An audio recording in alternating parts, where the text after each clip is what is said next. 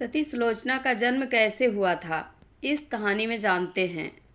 सती सुलोचना वासुकी नाग की पुत्री थी, जो भगवान शंकर के गले में लिपटी हुई थी और लंका के राजा रावण के पुत्र मेघनाद की पत्नी थी। तो आइए इस वीडियो में सुलोचना से जुड़ी दिलचस्प कहानी के बारे में जानते हैं। सुलोचना का जन्म। पौराणिक युग में अनेक महान विभूतियों ने जन्म लिया, जिन्होंने अपनी शख्सियत के दम पर पूरी दुनिया में एक अलग छाप छोड़ी है। आज लोग उनके दिखाए रास्ते पर चलते हैं और उनकी शिक्षा आदि का भी अनुसरण करते हैं। पौराणिक युग में कई शख्सियतें ऐसी हुई हैं जिनका जन्म बेहद आश्चर्यजनक तरीके से हुआ है। किसी का जन्म वृक्ष से हुआ है, किसी का यज्ञ से, तो किसी का जन्म आंसुओं से हुआ है। इसी प्रकार एक पौराणिक स्त्री है सती सुलोचना। सती सुलोचना का जन्म भी एक अद्भुत रहस्यमयी कहानी है। सती सुलोचना का जन्म एक ऐसी आश्चर्यजनक घटना है जिसे जानने के बाद हर व्यक्ति आश्चर्यचकित रह जाएगा। उसी समय सती सुलोचना का जन्म हुआ जब माता पार्वती भगवान शिव के हाथों में वासुकी नाग को बांध रही थी।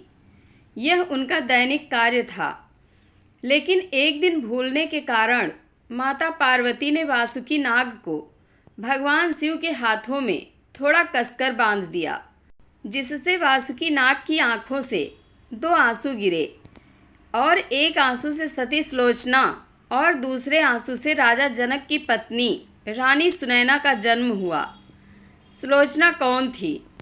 सुलोचना रामायण काल की एक महिला थी जो अपनी पवित्रता और सदाचार के लिए जानी जाती थी और उनके गुणों की प्रशंसा होती नहीं थकती थी।